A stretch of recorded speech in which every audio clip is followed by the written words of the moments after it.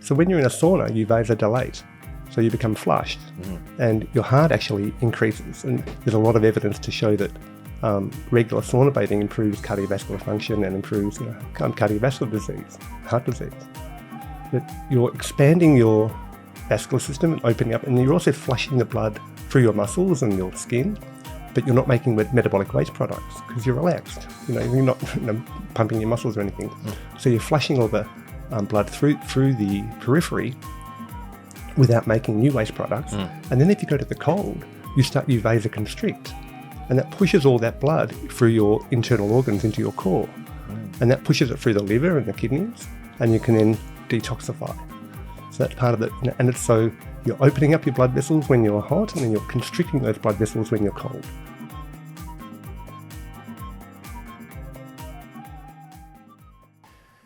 So welcome on the show, Dr. Marc.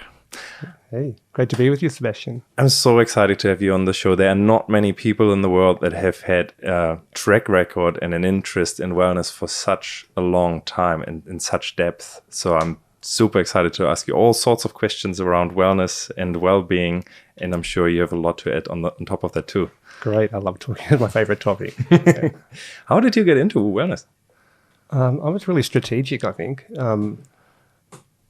When I was in primary school, I read the book Limits to Growth. And this is in 1974. And I realised the whole world's going to collapse in my lifetime.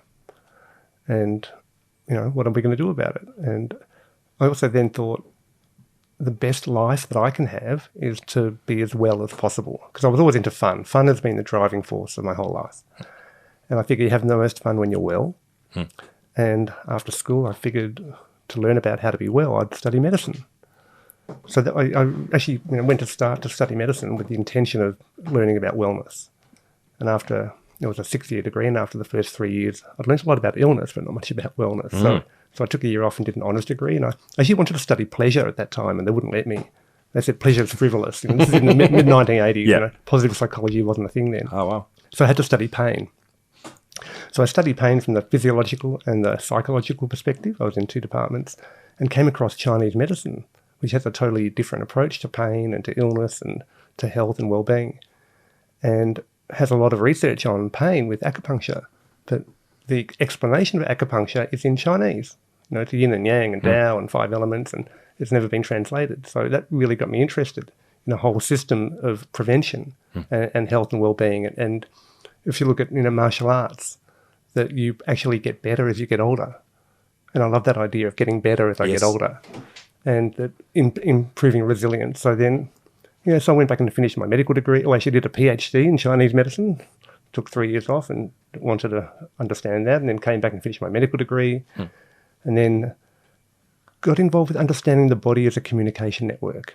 And the people who study communication networks are computer systems engineers.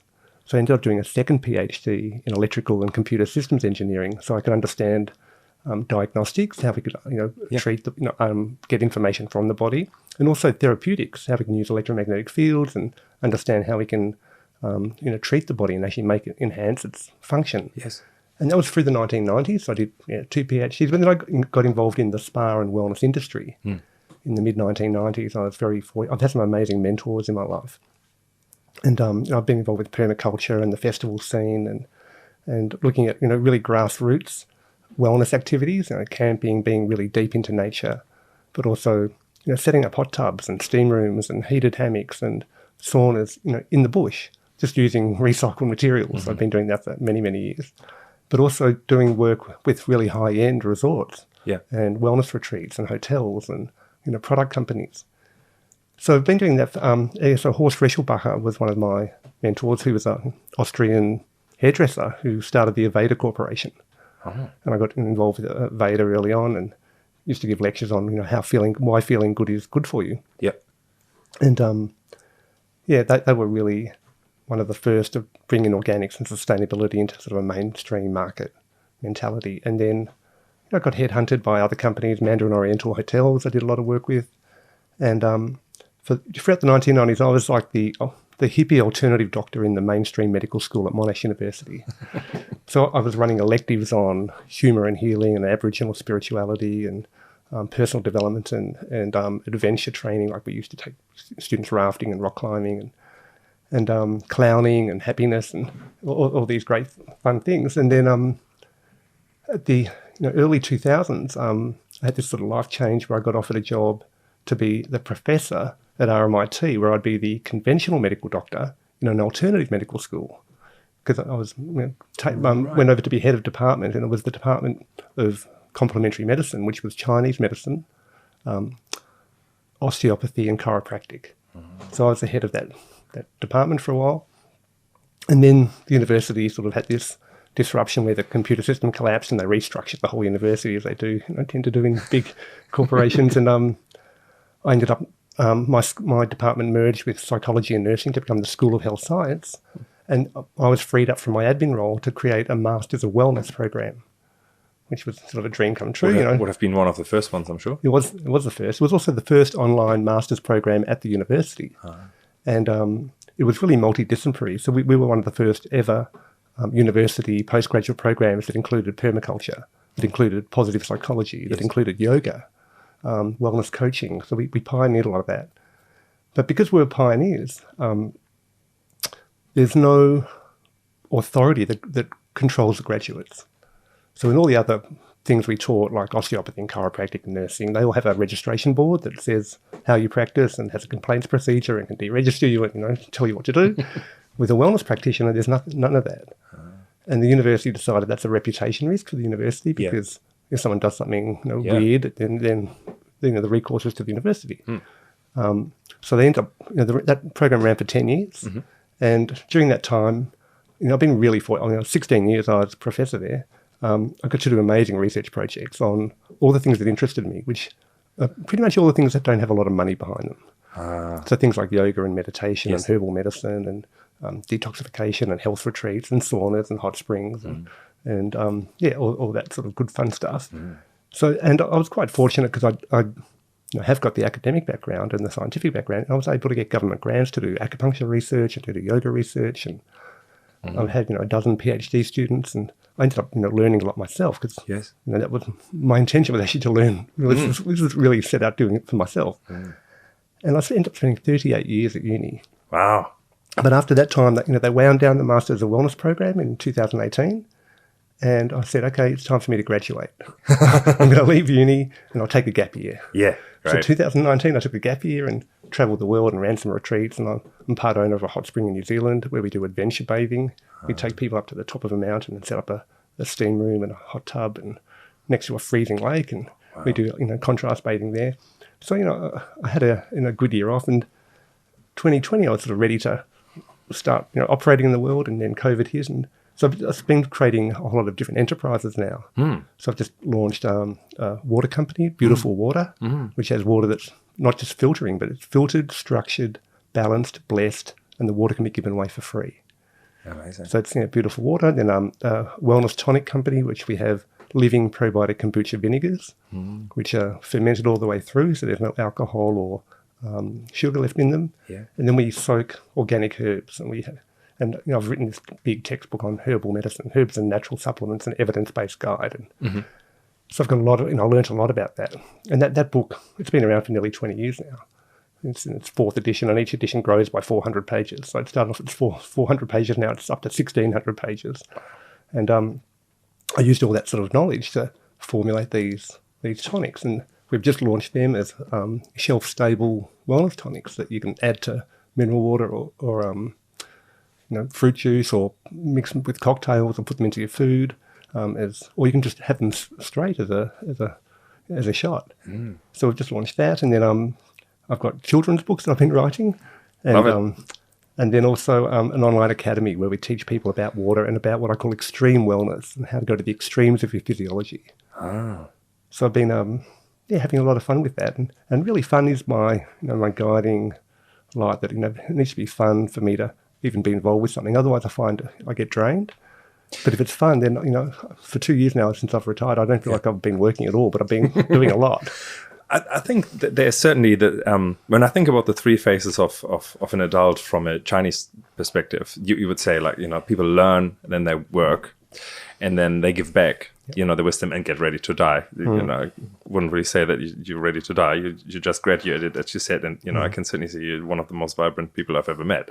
But in terms of what comes next and what you're really interested in, so do you feel like that these 38 years at university really gave you now something to really bring to the world now that you have a rounded idea of what this is all about, what wellness is about? Well, absolutely, and it's also helped around me as a person, because I'm at that phase now. I'm just hitting my second Saturn return. And every 28 years, Saturn comes around in the same place when you're born, and so the first 28 years you're establishing yourself as an adult, and the second 28 years that's when you're building a family and building your career, and then the next one is where you're giving back to the world and being who you are, and I'm at that age where I've got two boys. My youngest son's just finishing school. So, my boys are independent. I've left my job. I've had a successful academic career. I've published lots of textbooks and 100 peer-reviewed papers and done all that. And now I'm ready to do, what I really want to do, what I'm passionate about. And people, ask me, how do I do so much? Because, I've got a lot going on. But I think it's because I've been really persistent and focused for so long. And I haven't sort of gone off on different careers. It's been really a regular career. And also I am focused. So I don't watch TV, I don't follow politics, I don't follow sport, read the newspapers and things like that. So, the things that go into my consciousness I'm really protective of. Yeah. And they're focused on what I'm interested in. So I end up being quite productive that way.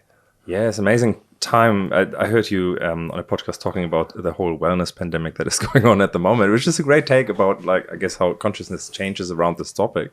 And we certainly at Clearlight have seen that big time. People are better educated and way more interested in really taking their health to the next level. And I guess it has also something to do with the modern lifestyle that is as extreme as it ever has been. And I'm sure it will continue to become more extreme, but I think humans are really smart and feel into these types of things that what can balance these problems and these challenges out. And I think there's this idea of that wellness can be as infectious or even more infectious than illness. Yeah. Because, and they've done this network effect, and there's all this research on, social networks and how both illness and wellness transmit across social networks. So if your friend's friend is overweight, that makes more likely for you to be overweight, even though you don't know that person. This is how networks work. But similar, if you started doing things that make you well, if you start taking saunas and having great water and doing these great things for your health, that actually ripples out through your network and it becomes infectious. And a lot of these wellness practices are generative in that you can do them and you can share them, and then other people can share them and everyone gets to keep it. It's not like it's a centrally distributed product that you have to buy from a central source. You just do it from within and you can share someone else. So it's like taking a plant cutting. You can take a cutting from your tree, and I do that all the time with Tulsi plants. I'm a big fan of holy basil. And I've always got holy basil flowers on my kitchen table. And after a week, they grow roots, and then I pot them up. So if you come to my house, I give people a Tulsi plant, and then they can do the same thing and keep on spreading it. So it's same with a kombucha SCOBY. Yes. Our wellness tonic's actually living.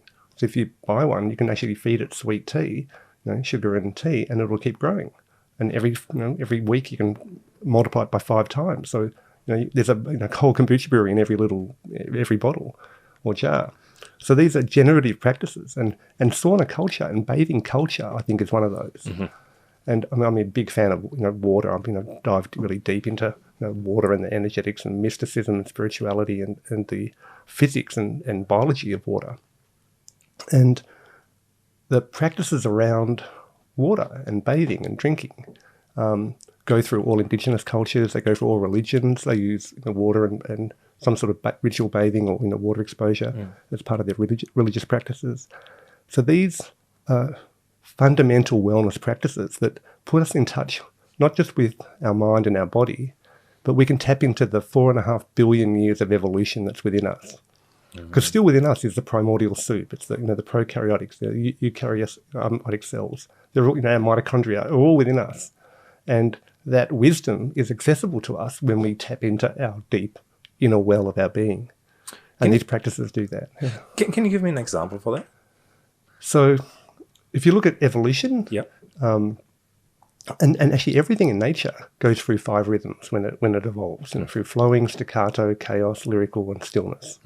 So if you look at the evolution of vertebrates, it went from scales to skin to feather to fur to fashion. So fish had scales in the water, that's flowing, and reptiles had skin on the land, that's staccato. Birds have feather, and they went into the air, and that's chaos. Mammals have fur, it goes in the air and the land and the sea, and that's lyrical. And then humans can fashion tools and aeroplanes and Gore-Tex jackets and go everywhere. And that's stillness, because you can just be in your capsule and go everywhere. So that's the evolution of vertebrates. If you look at the evolution of invertebrates, it went from the primordial soup, which is the flowing, to cells, which have a boundary around that staccato, to organelles, where the eukaryotic cells, where you have cells inside cells, and mitochondria and chloroplasts. And that actually created oxygen and created the atmosphere. And then you have sexual reproduction, which was the lyrical phase, where you had this big explosion of life at the Cambrian period, about 600 million years ago. And then you had shells, which was the stillness phase. And shelled life is still the dominant form of biomass on Earth, crustaceans, insects, etc. So we went from gels to cells to organelles, sexual cells, and then shells. But to be a shell and grow consciousness, it's hard to be really complex as a shelled life. Clams only get so big, and even mollusks and beehives only get so intelligent. But what happened with evolution, the shells got encapsulated inside flesh and became spines. And that gave rise to vertebrate life. But every level still contains the level before. So within you is still, the shell, because if you have your spine, it's still the organelles. You have organelles, you still have sexual reproduction, you still have the prokaryotic cells, and inside your cells, you still have that primordial soup of nucleic acids and proteins.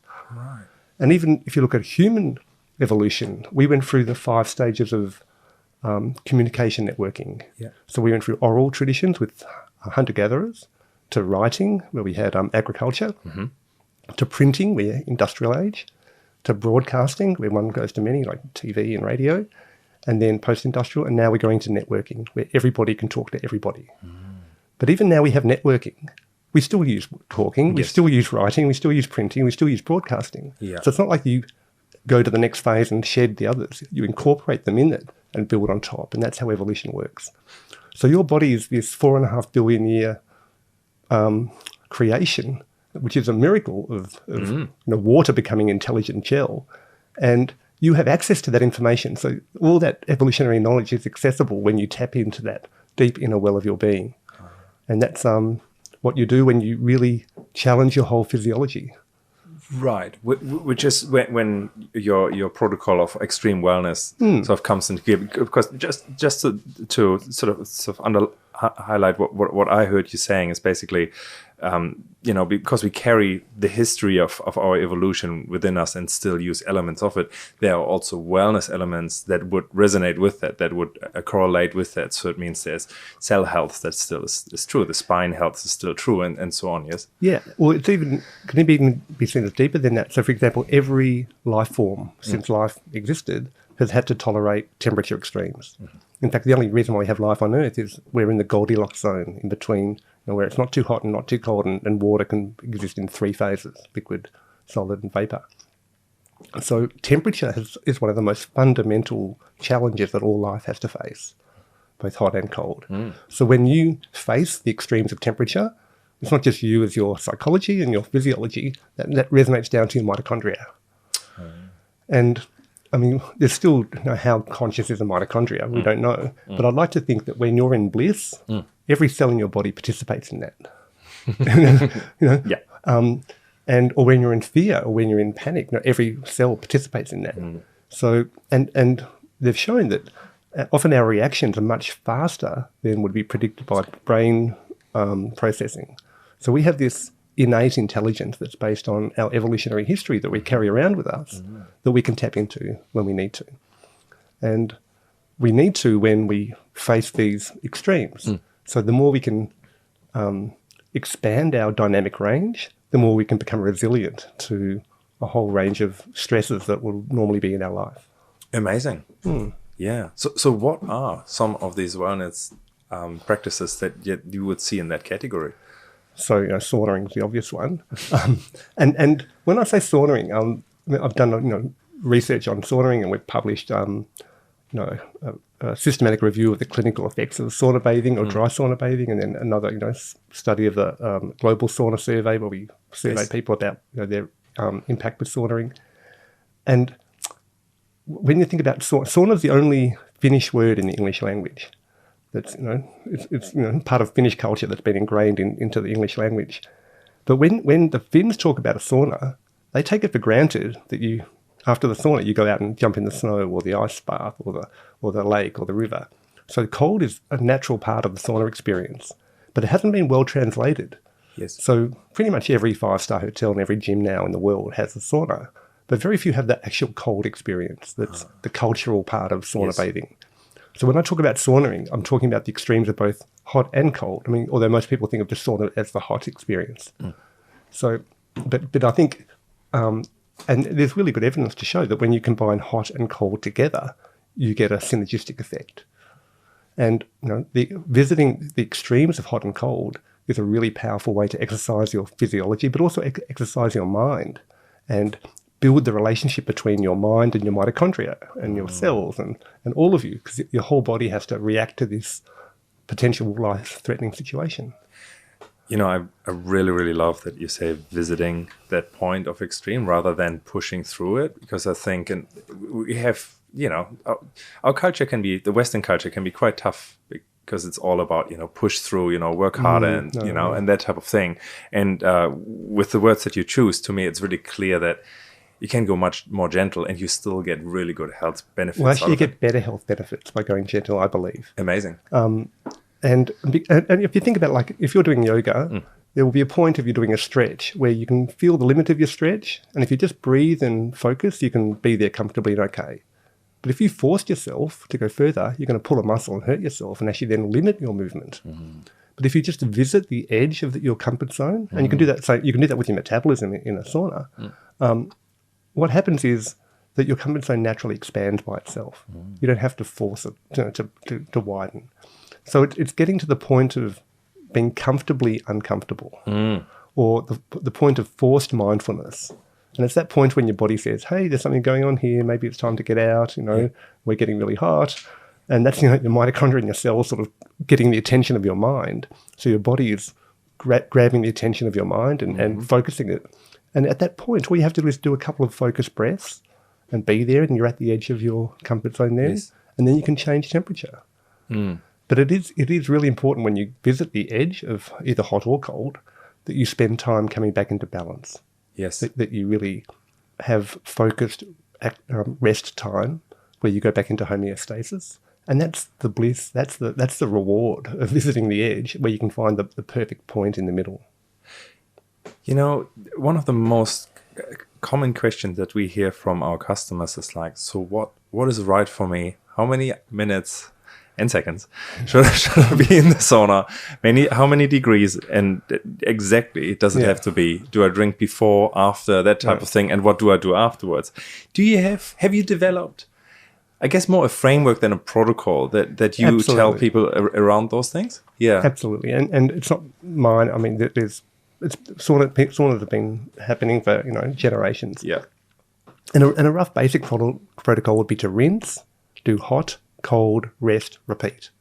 So rinse, hot, cold, rest, repeat. You mean actually water, like rinse, like have a shower? Have a shower first. Yes. Get stuff off your skin. Yes. And it also water is a really big factor in temperature.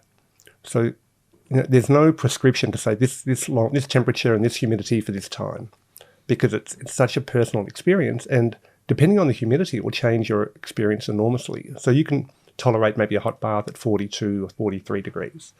A steam room maybe 48 degrees. A dry sauna might go up to 80, 90, 100, or even over 100 degrees if it's a really dry sauna, because water transmits heat 25 times more than air does. Wow. So depending on the amount of moisture you've got, that heat transfer. And it's also, you'll notice in a traditional Finnish sauna, if you wave the air around, you have a fan, it's even hotter. And that's because you have conduction where the heat gets conducted away by the water. You have convection as well when the air is moving.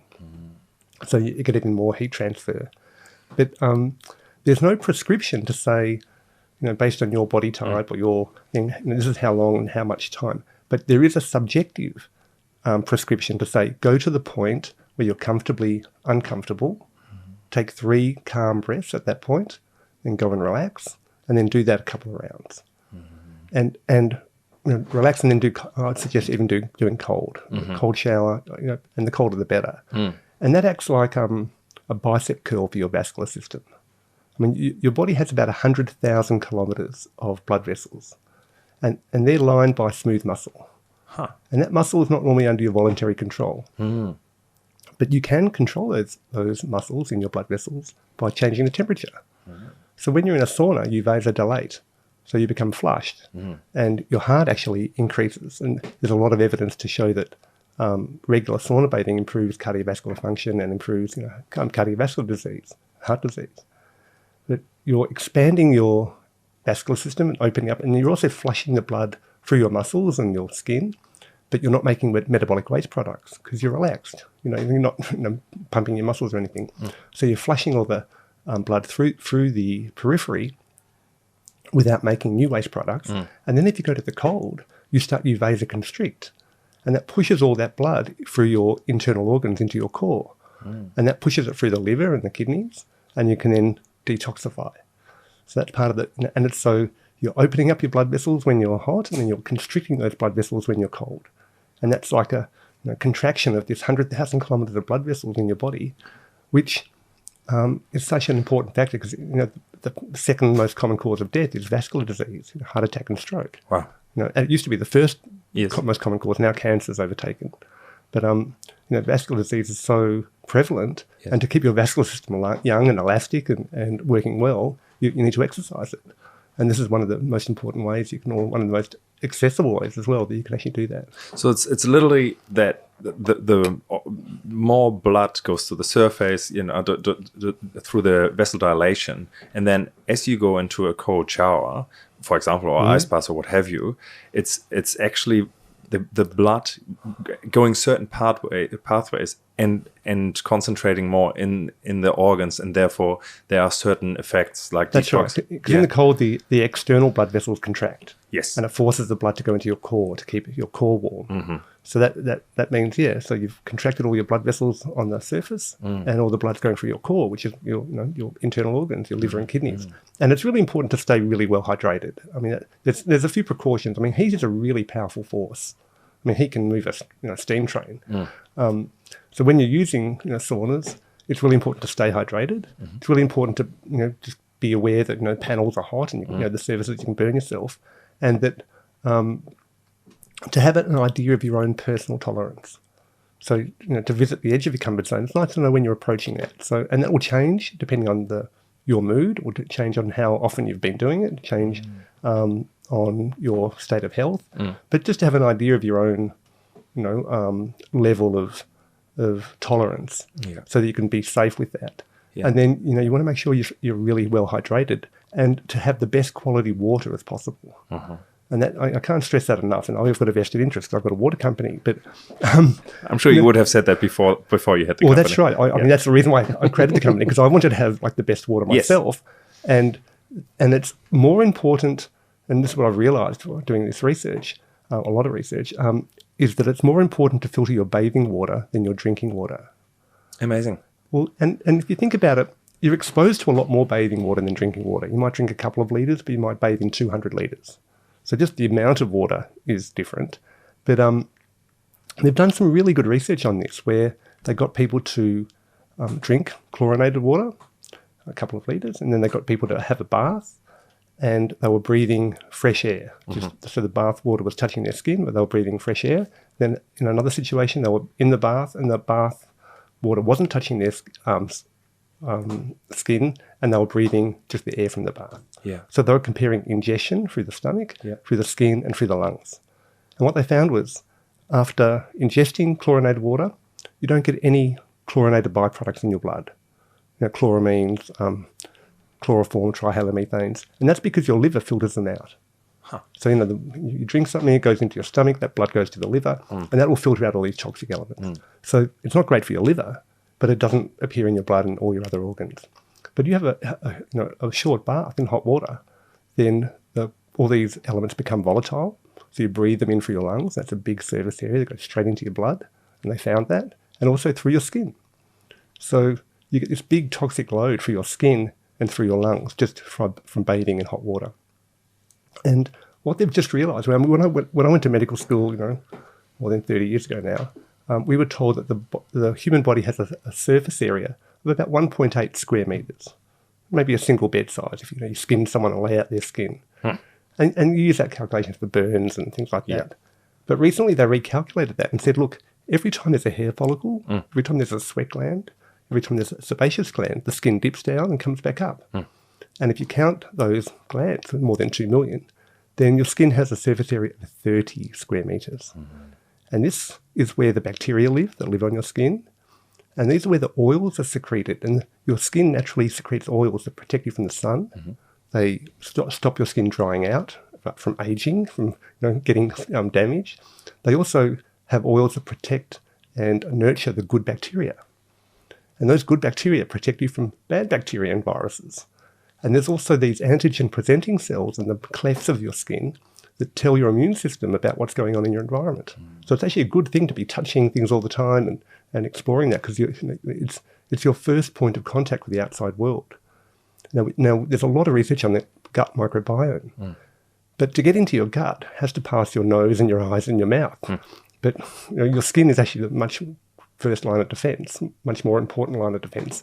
And if you're bathing in chlorinated water, you're stripping away these oils, you're oxidising those oils, you're changing the bacteria combinations, so you're actually making more antibiotic resistant, more pathological, you're drying out your skin, and you're making yourself prone to a whole range of hair and skin conditions and ill health. So, if you're going to be bathing regularly, and especially if you're sauna bathing, when your pores are open, you really want to have good quality water to both rehydrate and also to bathe in.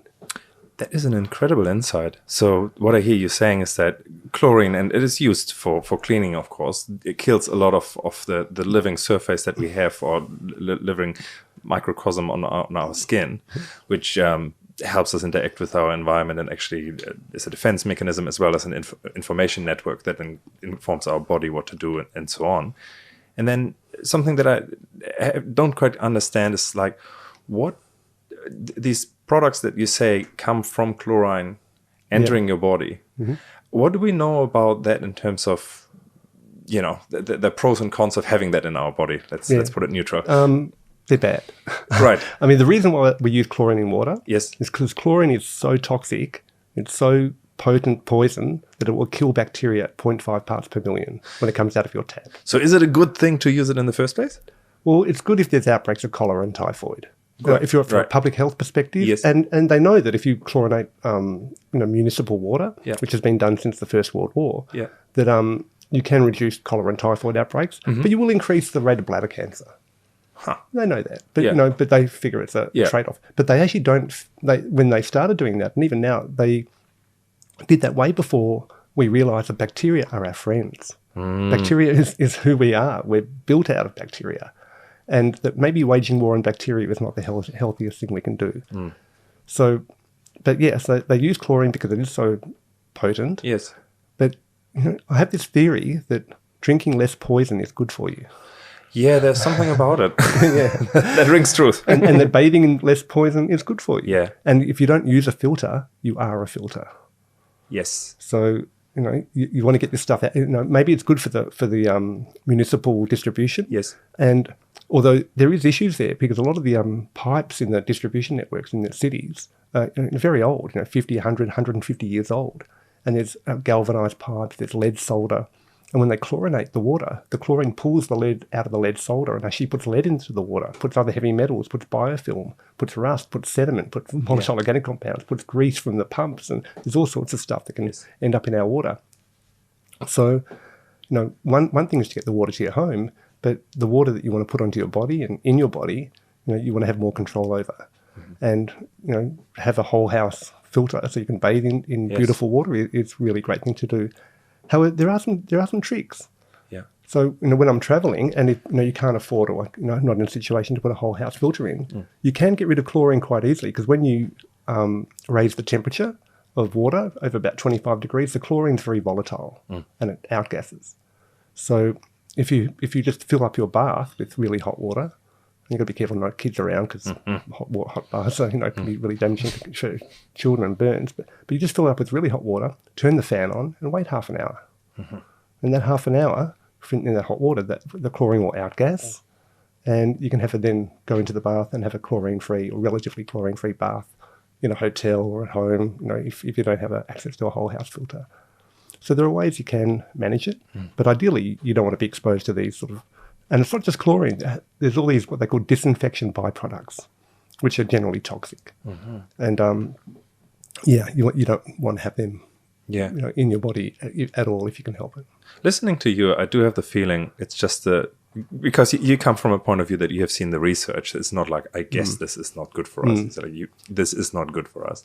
That sooner or later our cities and, whoever is running these services will catch on to other things that still ensure that their mandate, they follow their mandate of supplying really safe drinking water and enhancing what it actually does for us. I would hope that it's just a delay. Well, I don't know, because there's a different priority there. So there's a big difference between safe and healthy. So they do a lot of things for safety that aren't necessarily healthy. But, they're safe. So, we have these policies of, safety through poison, whether it's, chlorine in the water or fluoride and or even, a lot of antibiotics and drugs and, things that they inject into the body are actually poisonous. But it's done there for a safety factor, not necessarily to enhance your health, but to stop you getting sick. Right. And if you're going to do it to enhance your health, that's actually a different discussion. And I think that's why the pandemic of wellness is coming, because people realize, no one, I would think, in public health or in health wants to harm anyone. But if you have that framework of, I want to be safe, have a risk management approach. That's it. Yeah. And I, like running a company, there's certain things we do, safety is good. Yeah, safety is good. That's right. Maybe it's not quite as much fun or, this and that, but, that safety comes first. And so I can see that then, I guess the public as a wider group would say, well, let's take this further, or bring that yin yang in it. But then it's up to so safety comes first at a population level. Yes. But I think at an individual level, safety can be really restrictive because I'd say fun comes first. Sure. But fun is not always safe. You need to expand, and there's some things that aren't. That's going mountain biking down a mountain or snowboarding is not that safe. No, but it's a lot of fun, and the joy you get from that, and the enhanced wellness you get from that is not accounted for in public health, discussions. Yes. So safety is a different discussion to health and well-being, and that's the individual discussion people need to have with themselves. How much am I wanting to enhance my health, to embrace life, to maybe not be as safe, but to be embracing fun and well-being, and to do it with the framework. I mean, there are, as I say, protocols, and there are common sense safety principles that you can follow to keep these activities safe. So, saunaing, it's not necessarily safe. People die in saunas. You're dehydrating yourself. You're exposing yourself to heat. But in terms of the resilience and the health and well-being effects you get from that is, without doubt, I mean, it's not controversial. There's less all-cause mortality if you regular sauna bathe. Less chance of dying from all causes, less cardiovascular disease, less respiratory disease, less pneumonia, less Alzheimer's disease. So these are all documented with sauna bathing. But it's up to an individual to do that. Yes. And also it's up to the individual to decide how often you're going to do it, how much you're going to push your physiology. You're going to do it just socially and not even work up a sweat, or you're going to actually go there and sweat and focus and really go within and expand your ability to be in relationship with your body. So these are all individual discussions. But once you do that and you set up a culture of people doing that and doing it together, that's when wellness becomes contagious. If you look at our molecules, we're 99.9% water molecules. Wow. Because if you think about your body, it's 2/3 water by volume or by mass. Mind you, as an infant, you're much more than that. And literally, as you get older, you're drying as you die. And as when you die, you're shriveled up and dehydrated, Mm-hmm. maybe 50% water. But if you count the molecules, water's such a tiny molecule, 2 hydrogen and oxygen, compared to nucleic acids or proteins or collagen, which are massive, and they're all bathed in water. So you've got 99.9% of your molecules are water molecules, and you actually produce water in your body as well.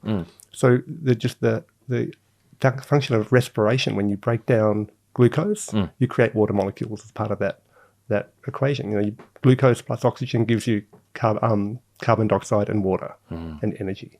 So we actually make about a glass full of water, pure biological water, metabolic water in your body. So there's literally a well in your being, and that's it's who we are. Yeah, fantastic.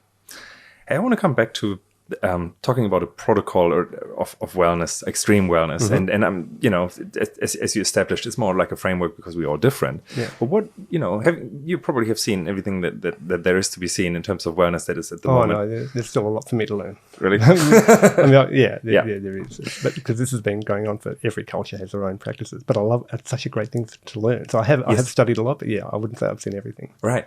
So what is part of what you think is a doable, like extreme, but like fitting into a normal life of a person protocol that you see working? So I have a framework, and I teach. I've got a course called Waking Up to Wellness, which goes through the theory and the practice of what I call extreme wellness, and it's a protocol which looks at your channels of elimination, which is your bladder, your bowel, your breath, your body, and your brain.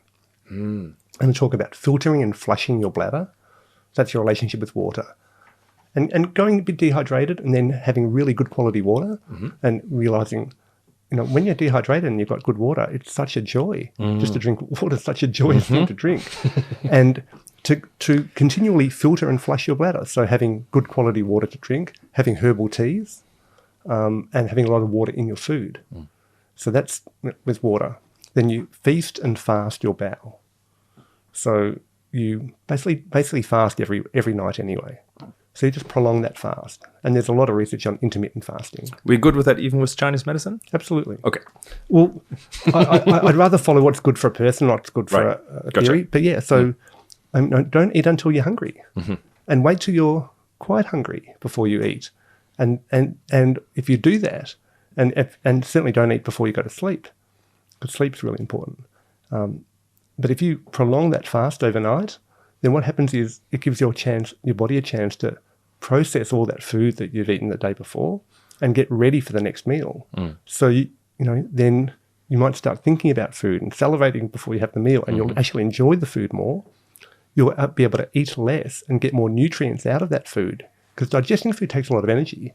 And if you keep on eating every 3 hours or 4 hours, you're often processing food not fully, and then you're trying to get rid of it for the next meal to come in. But if you've trained your mitochondria and on your microbiome and your microbiome does control a lot of your appetite and what you want to eat, so you can train it to not have food first thing in the morning, maybe a cup of tea or water, or like a apple cider vinegar or a kombucha tonic. But then if you don't eat until you're hungry, when you're ready to eat, you'll get all the nutrients out of that food. So you'll eat less, get more energy. You'll feel more vibrant because you're not spending a lot of energy digesting. So you actually have more energy for your day and for your mental faculties, and you actually feel better. So and then it's okay to feast occasionally, and put yourself into a food coma. But feasting and fasting your bowel is really good, and that's your relationship with glucose. And then panting and holding your breath. So doing some exercises and every day doing something where you're panting, and that could be running, it could be any exercise can do that. And then with the breath holding, you can do that formally, like a Wim Hof training where you do hyperventilation and breath holding, but also activities that make you laugh. It's like a breath hold because it's sort of this chaotic. Well, singing is really good. But so using your breath and very often chanting where you have prolonged exhalation. We're doing om or different singing. So controlling your breath is really, really powerful as a link between your mind and your body. So we filter and flush our bladder. We feast and fast our bowel. We pant and hold our breath. Then we do hot and cold with our body.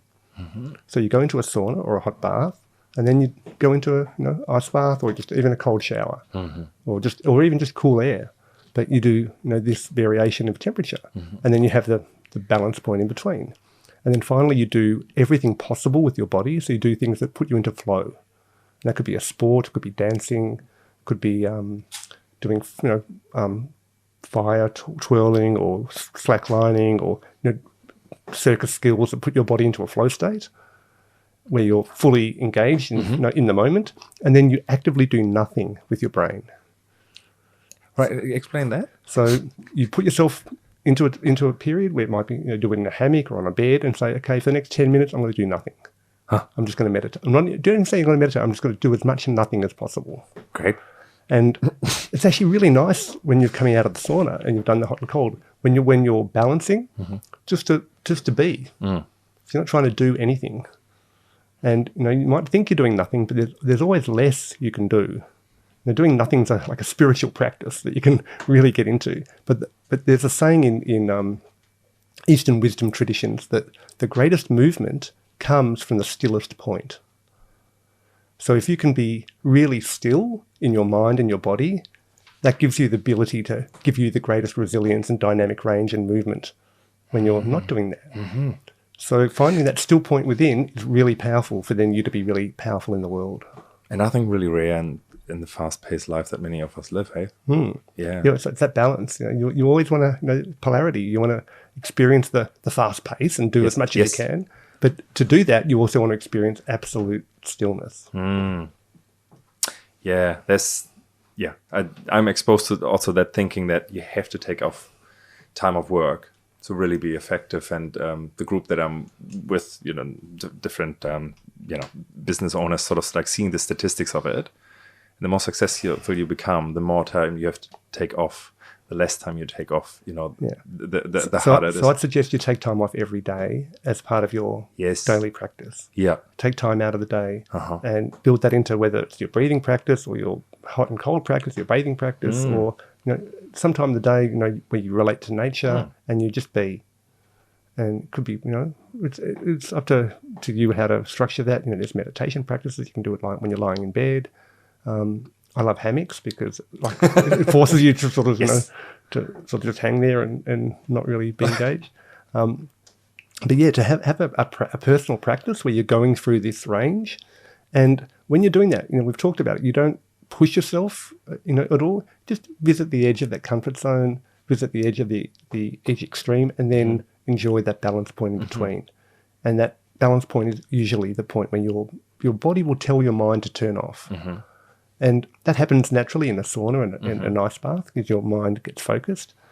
But there are tricks you can do that you can enhance that. So I've been teaching people how to go into an ice bath. And for a lot of people, that will bring up anxiety and trauma because it actually reproduces the body chemistry and the breathing pattern of trauma and anxiety. You start to hyperventilate. Okay. And if you've had past trauma, you can actually ignite that. So you've got to be careful with people who have had trauma. But if you do it in a very controlled way, they can actually relive that trauma and overcome it because they know they're safe. And there's a few things you can do with your body that can help put you into parasympathetic mode. And I've been summarising a lot of information lately. It's coming out as poetry. So this is one of the things that's come out as a poem. So this is the 10 hacks to relax. And it's touch all your fingers, wiggle your toes. Soften your stomach, breathe through your nose. Sigh, smile, swallow, sing, flutter your eyelids, and focus within. So they're all activities you do when you're safe in your cave. When you're relaxed and eating and sewing or drawing or breathing gently, going to sleep or flirting. They're not the things you do when you're running away from a tiger or in a battle. So all those activities will tell your body you're safe and you're in parasympathetic mode. So even though in an ice bath you're panicking, you can actually bring yourself down. So, but those activities work anywhere. So anytime you're scared or upset or anxious or in pain, those activities will actually help calm you down and bring your body back into focus. So it's a really nice little hack. And also, if you want to prolong, at that point when, you really have to get out of the sauna because your body's telling you, hey, I'm really sweating. If you want to get another, 20 seconds, a minute or two, if you do those activities, it'll calm your body down even further. So you can actually prolong that edge of your comfort zone experience because you're still comfortable, even though you're in an extreme situation. Yes. Talking about a couple of how you can enhance your sauna experience with certain funny foods or cold water, that type of thing. Can you touch on that? Because I thought it was just really quite interesting. Yeah, so I've been experimenting with this for a long time. So and it depends. I mean, some of them are hard in infrared sauna because if you don't have a wet bottom. Yes. So this design these for quite a few for the Finnish sauna. Yes. And at home I've got both. I've got an infrared and a Finnish sauna because I love saunas. But one is just to get a plastic bottle full of ice water. And this happened by accident one year where we had this plastic bottle with ice water and there was a very small pinhole in the bottom of the bottle. So out of the bottom of the bottle was a really fine stream of ice water. And that actually gives you the ability to direct intense cold onto a very precise part of the body. And because I've done training in acupuncture and Chinese medicine, you can follow the meridians, you can follow particular acupuncture points, or you can just put on the forehead or on the back of the neck. So when your body's really hot and you're at the point of forced mindfulness because you're really hot, if you then focus a very small stream of ice water on that area, it sort of brings your awareness to that point, and it actually gives you some relief from the heat, and it prolongs your experience. But it's actually it's sensual. It puts you more in touch with your body. So you can do that with a stream of ice water. You can do it with an ice cube and just do an ice massage in the sauna. Yeah. So you can, and then there's all different fans that you can use. So in Germany they use Aufgas and they it's a performance and they swish the towels around. But even just a Chinese fan to push the air around. Yes. And you can do that onto another person or you can do it for yourself, and that really changes your experience. And then, of course, all the different essential oils you can put on and the different plants you can whip yourself with and stimulate the blood circulation. And then just been experimenting with cold air guns, just like a air compressor with which you can do in a infrared sauna. So you can direct cold air onto the body when you're in this really hot environment, and it has the same effect of just bringing your consciousness into one part of your body, and that can be for healing, but also can just be for fun, and just because the more you can be aware of your body, the more your body becomes an integrated whole. Amazing. So and then in New Zealand, I've part owner of this Maruia Hot Springs, which is in the South Island of New Zealand. And we do like a whole wellness entertainment thing there. So we have infrared saunas and Finnish saunas. And then we bring out frozen watermelon with rose water on it. And when you're just out of the sauna, then, when you're dehydrated and then when you're having suddenly someone brings frozen watermelon with some rose water or different treats. And it just really delights the senses. And I think the more delightful we can become and more delightful situations we can create, that's wellness. I really like that, because you come from the point of view that you actually have studied, happiness and well-being, and that, it gives you a lot of authority to just say this is actually important, to enjoy certain things or everything actually really, and, getting joy out of it. It's funny that I need to be a professor with, all these two PhDs to be able to tell you just to have fun.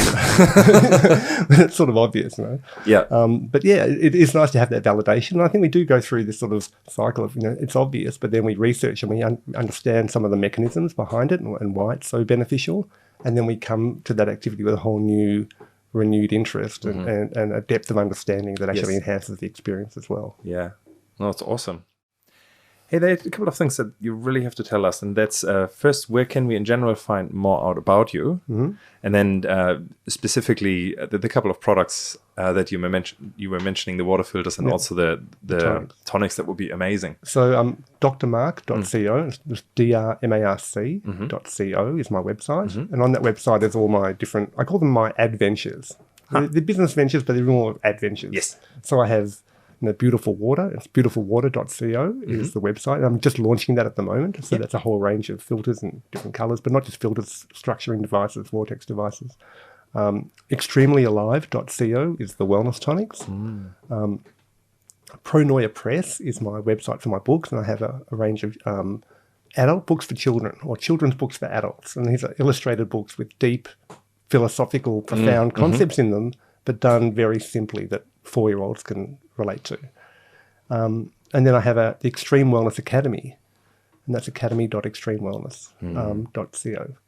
And that's also you can get it through Dr. Marc. So that's where I have courses about water and courses on waking up to wellness and going through the extremes of physiology.